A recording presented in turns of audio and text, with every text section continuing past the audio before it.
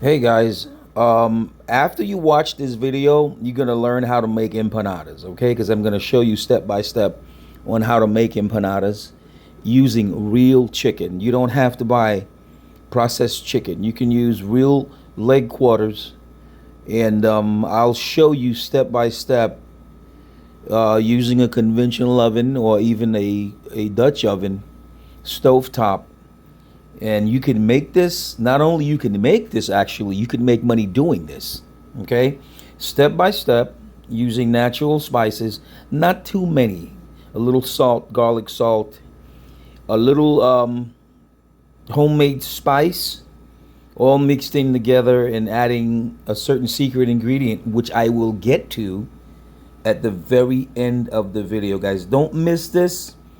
Go ahead and subscribe, leave me a comment, and I guarantee you, after you watch this video, you will probably say to yourself, wow, this was so easy to do. Why didn't I think of this? Well, I thought of it and I'm going to share it with you. Go ahead and stay tuned. And then you will be, I promise, you will be confident about yourself after watching this video.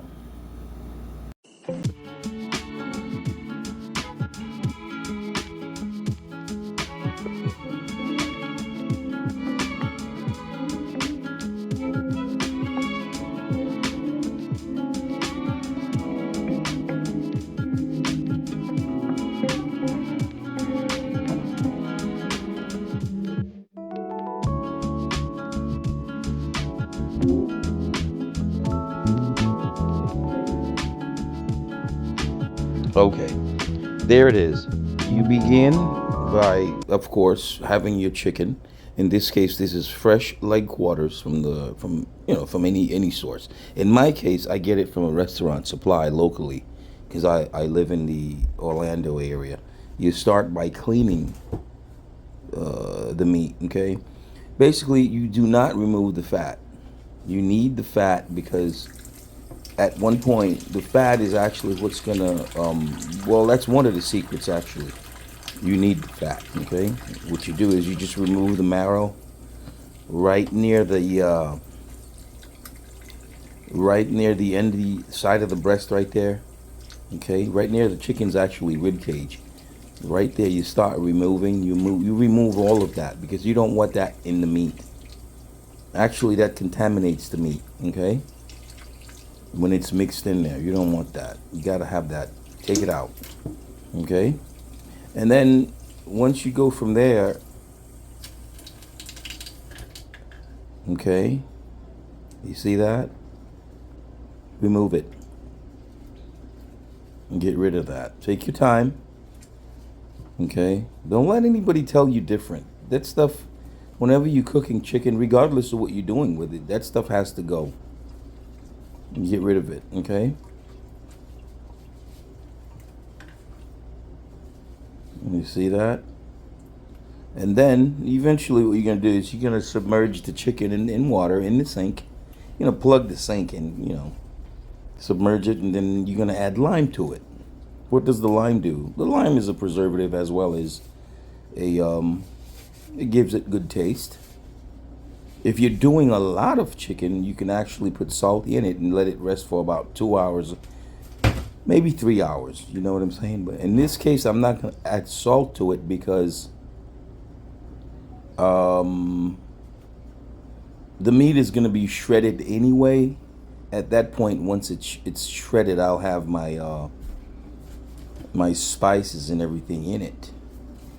And like I said before, my spices, I make my own sofrito, meaning that I use, say, green onions. I use onions, thyme. You can use celery, but whenever you make your own spice, do not add water to the spice. You can either add some vinegar, or you can add olive oil to it. Adding water only decreases the lifetime of your spice. If you make a lot, and if you're going to use it right away, sure. But if you're going to store it, you want to actually add oil or vinegar to it. Not too much vinegar, but actually oil and vinegar. Me personally, I prefer, say, avocado oil, or I use a, what do you call it? An oil base of some sort. Okay. So at this point, if you notice what I did cleaning the chicken, I took the rag to turn the water off and on, because you don't want to spread salmonella. Salmonella is something that you really don't want to spread. And I always recommend, anytime you clean chicken in your own kitchen, after you're done, you not only clean, but you sanitize. You can use bleach or some other type of sanitizer if you're not allergic to bleach. But there it is right there. I've got the chicken underwater, and if you notice, I'm not splashing it. You know what I mean? I'm not making a mess. Some people want to splash and shake their hands and swing their hands everywhere. You don't want to do that with salmonella. Okay, so now we're going to move on to the next step. The next step is going to be actually, putting the chicken in, well, in this case, not in the oven. I'm going to use a Dutch oven, use a large pot. And I'm not going to boil the chicken too much. I'm going to have it where it's relaxed enough just to slip off the bone. And I will show you, okay? Okay, well, at this point, I've had it on there, say, on the stove, in the Dutch oven, of course, the big pot, for about I'd say 45 minutes. I didn't turn it on high. I just had it on medium, just enough to get the chicken to relax, tenderize. And there it is. There is the finished product. You're looking at chicken itself, the leg quarters, and I am deboning it. Okay, so from there, I'll have it where I'm gonna mix my spices into that. I'll have all the ingredients. If you notice, I cut up some onions, peppers. At this point, the only thing I have in there was the spice that I put in, which was my sofrito, my homemade spice, right? At this point. So I'm just mixing it all together. It would say it looks like tuna, right? Well, it's not tuna. It is the chicken itself, because remember, you're gonna make these empanadas. You don't want to have the bones and stuff in there. You don't want to have the chicken too, kind of too thick. You want to make it so it, when you fry the empanadas, people bite into it and they get a nice juicy a piece of chicken, somewhat between a paste in the chicken itself. Now, if you find it being too liquidy, somewhat too liquefied, you can add, what you can do is you can add chicken breast to it. Okay, you want to give it more body, and that way the person can get a stiffer bite inside the empanada.